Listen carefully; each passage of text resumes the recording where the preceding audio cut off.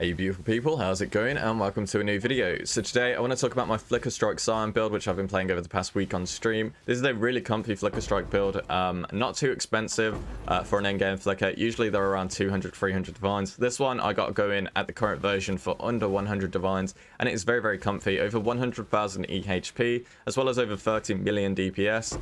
My POB is actually 44 million DPS, but I don't want to overshoot it too much. So yeah, I'm having a good time with this. It's a good mapper. I've been using it to farm logbooks. It can do endgame bosses and it can do invitations, albeit you won't be able to do things like Height of Hubris or Release all at once, because ultimately this is a melee flicker build, but it is still very powerful for the amount of investment that it costs. So without further ado, guys, I'm going to get into the video. I'll show you the rest of the showcase, and yeah, I'll catch you in a second, guys.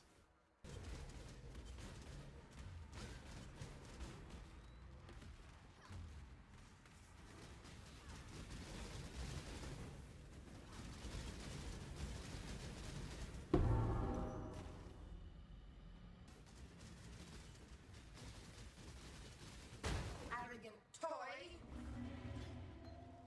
Stand still.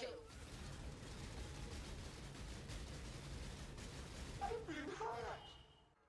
Okay guys, so before I get started, if you enjoy my content or my channel in general, please consider subscribing, as it really helps me out. Now guys, shameless plug out the way, let's get to the build. So we are playing a Scion, we are strength stacking, but we're not doing Battle Mage's Cry, we are doing old school Crown of Ice here, which gives you the Battle Mage's Cry effect, but it's kind of a lesser version with increases and reductions to spell damage also apply to attacks at 150% of their value. Since we're using Iron Will and we are going to be strength stacking, as strength damage gets the spell damage bonus and then gets amplified by Crown of Ice. So that's how the build works. Now, usually, I wouldn't do this on a Scion, but considering it's a bit hard to strength stack on a Raider and stuff like that, the tree layout for a Scion is very nice, as well as the Ascendances give you a huge boost to damage and survivability. So if we take a look at my defenses very quickly, without Flash, I have 51 fizz damage reduction, 77 evade, 98 spell suppression, all character resistances, positive chaos resistance, and elemental avoidance. This is very nice. On top of this, for defense, we also have Fortify, because we path around the Fortify mastery. And now that we don't have to waste points on Battle Mage's Cry nodes, such as Natural Authority and stuff like that, then, you know, we get some additional points here, which we can put into Fortify. So I have 24 Fortify, and on top of that, we are also going to be using the Berserker Ascendancy. So we do get Berserk as well as a defensive layout, which is relatively, it has a really good uptime because it's the Ascendancy version and not just like an implicit on gloves. So you might be wondering, how much does this build cost? Is it going to be super expensive and break the bank? Well, it's kind of subjective, because Flicker is a very expensive build, but in my opinion, for a Flicker build, this build is not as expensive as some of the other variants out there. So this is an endgame build, guys, you gotta remember that. So let's get into the gear breakdown, which I've priced on the spreadsheet of my exact build. Now, this is the build that I killed Uber Elder with on Flicker Strike, so it is quite decent. So we have a Paradoxica, Replica Alberons, and Replica Farrell's Fur are coming in as the only real expensive items, because the gloves and the shield, although they are well crafted, they are very easy to craft, and I will explain how you craft them in the video. As well as the amulet and belt are just going to be synthesized items, which again are very easy to craft. So only really 3 expensive items on your equipables, but the Replica Farrell's Fur is also not necessary. In fact, a regular Farrell's Fur will actually give me more DPS because it will cap my crit chance, but I just went with Replica for a bit of tankiness. So yeah, you could effectively drop Replica Farrells for a normal Farrells. However, that you will definitely have to use the Farrells in this build because we are a Scion and we don't have good frenzy generation. So when it comes to gems, again, gems on this build, not very expensive either. Only real one that I'm using that is going to break the bank is Awakened Multi-Strike. But again, replaceable with Divergent Multi-Strike, which is about 1 or 2 divines. So you'd be able to save about 13 divines just from dropping this as well. And then even the jewels on this build aren't breaking the bank either. The most expensive thing that I have is Feed the Fury, Feel the Fight, Martial Prowess Cluster, which is about 5 divines. On top of that, I have 2 triple crit multi-jewels with no life on them, which are about 2.5 divines each, so that's not too bad either. I will break down most of this gear as we go along in the video, but my total cost at the moment is 96.8. So if you did drop Awaken Multi-Strike, that'd be minus 13, and if you drop this to a regular Farrells, that'd be probably 3 divine as well. So you could knock 20 divines off of this. So 76.8, and the build would still feel as powerful as my version does. So that's a pretty fair cost, to be fair. Now I will go over the gear shortly. Okay guys, so we're going to get into the staple items for the build, starting out with Crown of Eyes, which is the helmet. So increases and reductions to spell damage, also apply to attacks at 150% of their value. So this is like a lesser battle mage's cry effect when it's not absolutely buffed up, but this is permanently on, so you have a lot more quality of life using Crown of Eyes, albeit your damage will be lower, but it also frees up, you know, your shield slot as well as gem slots. So it's kind of convenient for our sake to actually use this in the build. Now it also gives you attack damage, leeches life and mana, which is very, very nice. Negative 30 fire res, which is just, you know, that's the way it is. And it also gives you accuracy. Now, you will need a bit of int to wear this, so just bear that in mind, as this helmet does require 154 intelligence. So, when you pair this with Replica Alberon's Warpath, Replica Alberon's another staple, guys, adds 1 to 80 chaos damage to attacks per 80 strength. So with strength stacking, with Crown of Eyes, you get absolutely loads of spell damage in conjunction with Iron Will. So these three things together are really synergistic, as you probably well know, since strength stacking has been meta for quite a long time now. So I'm not going to elaborate too much on that. Now, our third staple item is going to be the Replica Pharaoh's Fur. It's not actually, you don't need the Replica version, as I've said. You can just go with the normal version, and then you'll have Power Charge and Generation, which I do not currently have in this build. And that will actually probably give you more DPS than my build has if you take that route. I just wanted more tankiness, because I just like not dying too much on Flicker Strike. So, yeah, we're going to be using this for our Frenzy generation. Since we're a Scion, we don't have good generation unless we use, you know, rely on Blood Rage and map in and then get lucky on bosses. So we're going to be using Pharaoh's Fur. Grants you aspect of the cat as no reservation, and then every time it alternates between one of the specific aspects, you gain maximum Frenzy charges in the Replica Pharaoh's case, and Endurance charges when you gain Cat's Agi. And it's different for the normal Pharaohs, but it's still the same concept. So yeah, this up here is Cat's, the aspect of the cat. As you can see, it swaps, and when it swaps to the Cat's Agi, it refreshes our frenzy durations. So it's very, it's a very nice item. Now, to get aspect of the cat, you do need an open suffix on one of your rare items. Now, it will need to be either your gloves or your shield, because you will need to sock it in less duration support, so that it alternates a lot quicker. When it does this, you will never run out of frenzy charges. It doesn't matter what class you're playing on. I've done this in the past on Occultist with absolutely no way to generate charges, and yeah, you never run out. So it's paramount that you put it on a rare item with a gem socket on it. After that, yeah, those are the staple items down. Actually not. Paradox Cat as well. So for our weapon, we're using Paradoxica. Paradoxica is always best in slot for Flicker. You could use a Claw and use Nightblade, but it's just not going to compare anywhere near to Paradoxica, as well as Combat Rush, because Combat Rush is very powerful, which I'll talk about later. But yeah, for the Paradoxica rolls that you want increased attack speed, Dex and Int, as well as Pen Chaos, like my one right here. And of course, attacks with this weapon deal double damage is another high value thing for Paradoxica, which is very, very good with chaos stacking, well, strength stacking. So after that, that's our staple items down. Now going on to the rares. So we'll start with the amulet, which is just going to be an increased strength amulet, very cheap, like 2 or 3 divines. Just buy one of these, spam it with Essence of Rage until you have stats that your build can use or needs, and yeah, you're good to go. Try and get an open prefix for minus mana cost, as you will need this on at least 1 ring or 1 amulet in order to not run out of mana when you're doing the build. After that, we have the belt, same concept, increased strength, about 2 divines for this, and you just spam it with Essence of Rage again. Very easy to make, guys, these gears, honestly. After this, we're going for some gloves that are going to be either just a pure evasion base or an armor evasion base like my ones, with fractured strength. Now, again, these are very cheap right now at the time of recording. I got these for 10C. And then to craft them, you're just going to spam Essence of Loathing for attack speed until you hit tier 1 suppression. And then you're going to make sure that, I believe it's the Exile is dominant. I would have to check the Eldritch currency very quickly, actually. Let me have a look at this.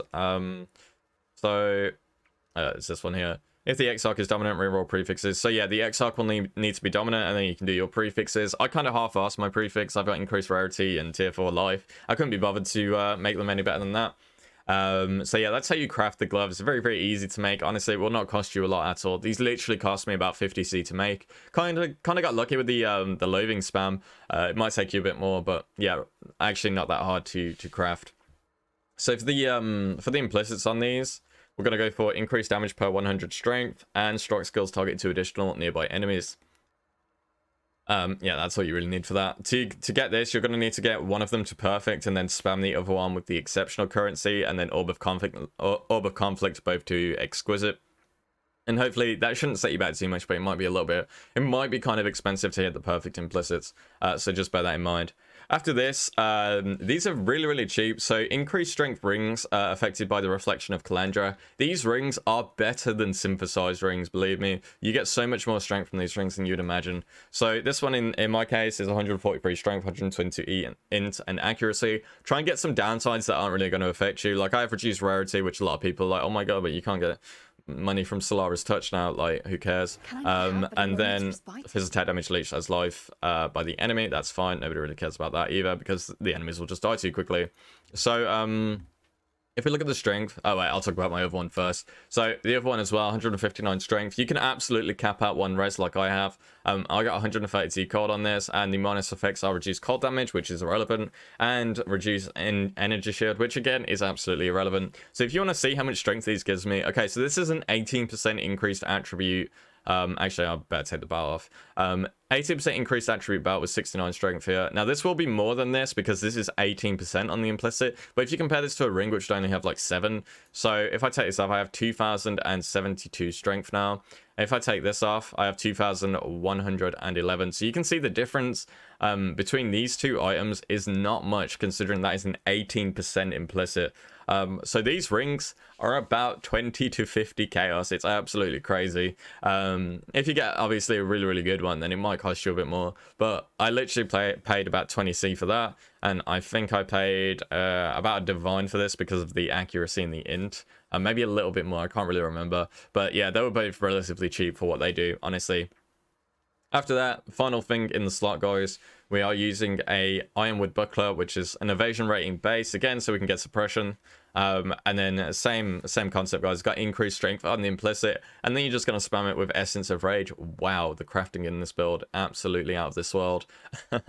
Until you get suppression. In my case, I got tier 2. If you want tier 1, you will need I-86. This one just hit tier 2, so it is what it is. And then crafted Aspect of the Cat. On this 2 socket with my restoration. Also put in +2 socketed support gems on the prefix here as a craft because I'm using Enhance with Anomalous Withering Step in here, which I'll cover again in a bit. But yeah, that's most of the gear. I can cover the flask, but the flasks are really up to you. I've gone for a Jade Flask with increased evasion, a movement speed, Quicksilver, a Granite Flask with increased effects and attack speed, as well as an increased armor Diamond Flask, and a Bottled Faith. Bottled Faith not totally necessary, but it's always cool to have in these type of builds.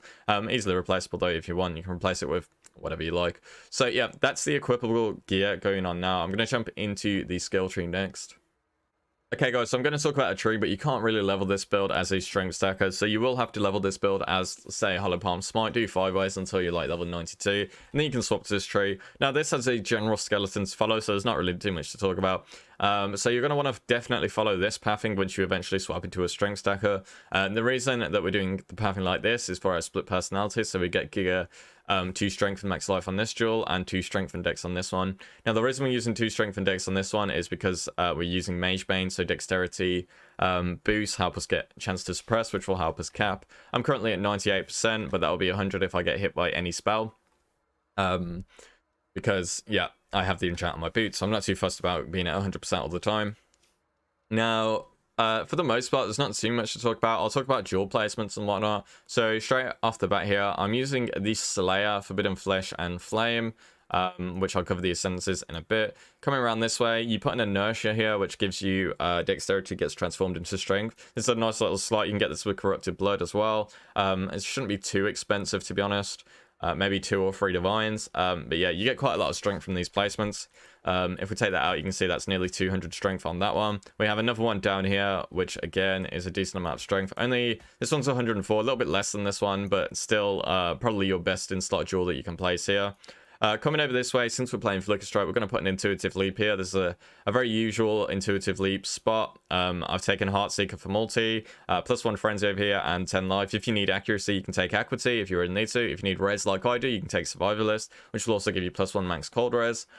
Aspect of the Lynx is pretty good DPS, as well as a nice little suppression node here along the pathing, which is quite nice. Also good to take this since the 20 dex actually gets transformed into 20 strength as well.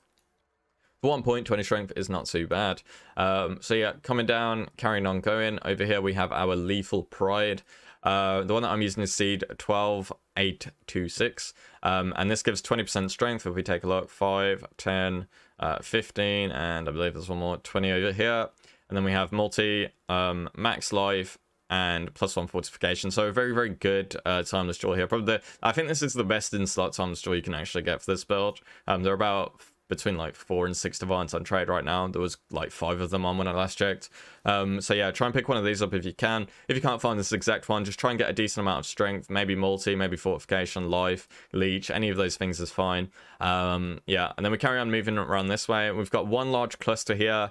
Calamitous, Fuel the Fight, and Martial Prowess. Gonna need Fuel the Fight for Mana Leech, because even though you do have Mana Leech on the Crown of Eyes, you will still probably struggle with Mana Leech since Flicker has very high APS when used with close combat. So I had to put a Fuel the Fight one in here. This cluster is only about 1 divine, so don't be too scared by it. Coming up to this one, our cluster over here is the more expensive one. Feed the Fury, Fuel the Fight, Martial Prowess, attack damage, 8 passive. This one is 5 divines. Always around 5 divines, so just bear that in mind. This gives you life leech, attack damage whilst leeching, and attack speed whilst leeching. We are, as you know, using the Slayer Ascendancy, so we are going to always be leeching in this build, so these effects are pretty much permanent. And then inside my cluster jewel sockets, I have one Watcher's Eye with 50% chaos resistance while affected by purity of elements, and a 6% chance to evade attacks while affected by grace, which is a quite nice combination for me. I actually bought this without the grace being factored into the price at all, which was quite nice. And it's just a nice added bonus. Then I have a triple crit multi-duel with attack speed with swords. On that, that's about 2.5 divines here. And then I have one triple crit multi with attack damage whilst dual wielding, which is useless, which is about 2 divines. So yeah. Yeah, so we're using Slayer as well as our jewels over here. I'm going to cover the Ascendancies now. So for the Ascendancies, you're going to want to go with Raider. Raider for 20% chance to suppress, which is a nice boost to suppression. 10% move speed is always nice. Onslaught while on full change. Oh my god, I can't speak, guys. Onslaught whilst on a full frenzy charges. So you're pretty much always going to have Onslaught, 10% chance to gain a frenzy when hitting a rare or unique, which is nice for when your Pharaohs is waiting to swap, and permanent phasing, which is also good against things like Ice Prison, so you can just run outside of them. Very nice. After that, we go for Berserker. 15% more damage with the downside of 5% increased damage taken. Really not noticeable, guys, on this build. Gain 1 rage on hits with attacks no more than once every 0.3, so we can get 3 rage a second at least. And we also get attack damage, leeches life, and mana if you killed recently, and cannot be stunned with 25 rage. So our Berserk is up quite a lot, especially when we're mapping. It'll pretty much always be up. Gives you a lot of speed for clearing. It's very, very nice. And the downside isn't too bad either. And then finally, we take the Flame and Flesh for Slayer, which is about 50C. We get Culling Strike for free. Well, for 100C, I guess. Life Leech effects are not removed when unreserved life is filled. So, yeah, very, very nice there. And the other two are kind of useless. AoE and cannot take, whatever. But for 100C, Life Leech not being removed at full life and Culling Strike is pretty insane for the cost of 2 dual sockets. So it gives us a lot of defense, and it helps us a lot against damage over time, which is one of the main killers of Flicker Strike builds. It does not save you completely. Bear that in mind. It will not save you completely, but it will give you time to not instantly die compared to how Flicker usually dies. Sorry guys, my mouse wheel is absolutely broke right now. But yeah, that's pretty much the tree as it goes. We've got things like Fortify down here. You take this node down here, go this way, and you get 24 in my case because I have +1 here. Then you take the Mastery for melee hits Fortify, and yeah, that will give you Perma Fortification. So you can see we have a lot of defensive layers for a Flicker Strike build. It's very, very comfy. You will not get one shot randomly in maps with this build at all. I don't think I've died to random mobs at all with this build since I've been playing it. You can get one hit by bosses if you're very unlucky, but even then you can tank a lot of the boss stuff just because the defenses are quite solid. So yeah, that's just about that. I'm going to move on to the gems now, guys. Okay guys, so getting into our gem setup, starting with our 6th link, we have Flicker Strike. I just have the normal variant, which is like 20C, but you can use Divergent Flicker Strike if you want a better mapping experience, as it will increase your teleport range. Awaken Multi-Strike for obvious reasons, just huge damage. Close Combat, support skills deal up to 40% more melee damage to enemies based on proximity. So this is always going to be 40% because your proximity is always going to be 1 with Flicker Strike because you're always on their face. So Close Combat is one of the most powerful gems you can add, which makes swords so good for Flicker Strike. As you can see, support skills can only be used with axes or swords. So yeah, you can't use that with a claw, unfortunately. Increased crit strikes is +2 to crit strike chance for 104% increased crit strike chance. Increased crit damage. Since we're chaos damage, there aren't that many supports that we could put in that would actually beat these. Increased crit damage support as well for 148 multi. And then awaken void manipulation at 620. So this is 40% more chaos damage. So you can see like a close combat 21 is 40% more, and an awaken void manipulation 6 is 40% more. So that's how good close combat is for a regular gem. It's insane. But yeah, that's the 6 link in the chest setup. Moving on to the helmet, I have my auras in here. Grace, 21 precision, which you're probably going to need for accuracy. You might struggle a little bit with accuracy, and you might have to get it on jewels if you aren't capped. Anomalous Enlighten, which doesn't need to be anomalous. This is just one that I happen to buy. Purity of Elements 21 as well, which gives us ailment immunity and will help you cap res. Again, since we're chaos damage, there aren't really many offensive auras that we could use, which sets you up to have a nice defensive time. Can I not have but a moment's Moving on to a shield, I have Enhance with Anomalous Withering Step. Now, this does grant Elusive as well, which is a nice little bonus. The main reason we're using it is to inflict Withered very easily. So, inflicts 12 Withered debuffs for the first time each enemy enters the area. This is because we're using Anomalous, and we've hooked it up with Enhance in a shield with +2 socketed support gems. So that actually gives us 40% quality on this. So yeah, 12 every time basically anyone enters that little circle there, which is a lot of damage. Basically giving permanent 12. We also have another way to inflict Withered, which I'll talk about in a sec. We have less duration in here as well, as I've talked about for aspect of the cap.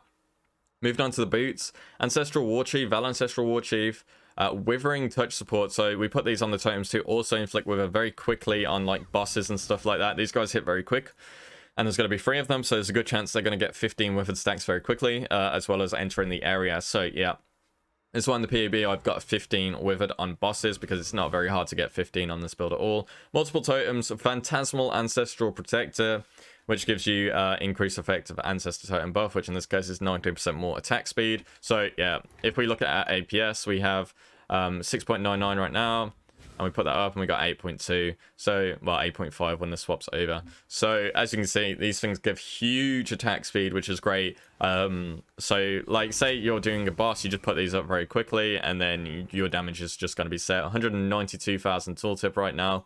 Yeah, it's just huge DPS. Totems are always great.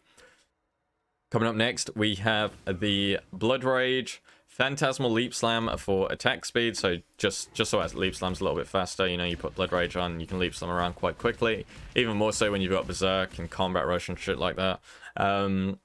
And then, yeah, speaking of Berserk, we have Berserk in here as well. And we have faster attacks for Leap Slam setup. So yeah, this is just kind of, doesn't really need to be linked except Leap Slam and faster attacks. But yeah, that's just basically one of our utility setups. And then after that, in the weapon lastly, we have our Curse, which is going to be Anomalous Assassin's Mark. Anomalous giving 4% increased damage, linked to Divergent Mark on hit, and Life Tap. This will be very expensive. You won't be able to cast this with mana, so we're going to put this on Life Tap. 204 life this will cost. However, it's not really going to affect you because we have Overleech from Slayer, so you won't notice it at all. So yeah, that's just the gem setup. It's very, very simple. Nothing too fancy, nothing too expensive aside from Awaken Multi, which again, guys, is replaceable by Divergent Multi-Strike. Pretty nice, clean setup. So going into Pantheons very quickly, I'm using Lunaris just for mapping. I don't have any of the other things taken, which I really should do at this point, but I'm so lazy. Soul of Relicash for... I don't have Bleed Immune anywhere, so I've just got that here so I take less damage when bleeding, when I'm flicking everywhere. But one of the big weaknesses of this build, if your cast rate is really low, is going to be Poison, because it really messes with your leech, so just bear that in mind. So you could also take Shikari as well, or maybe if there's Burning Ground, you could swap over to Aberrath. It's really up to you, but I'm just using this for now, but I would highly consider using Soul of Shikari as well. Maybe even a Soul of Arakali, depending on the situation. Basically, you can just use whichever one suits the scenario, but this is just the setup that I run with. And for the Bandits, guys, you're going to want to kill all for the 2 points, of course. So yeah, that's just about it, guys. I hope you enjoy this build. If you try it out, let me know. If you come up with any improvements as well, feel free to hit me up on Twitch so I can try them out in my own build. That'd be awesome. Always looking to make my build stronger. But that's just about it, guys. I hope you had a good one. Take care, and I'll catch you guys in the next one. Before I go, guys, a big shout out to my King Patreon supporters, Sen, Multi-K, Nifty, Isaiah, Pendoxy, Gavin, and Stu. You guys are awesome. Thank you so much for the support, and I'll catch you in the next one. Take care.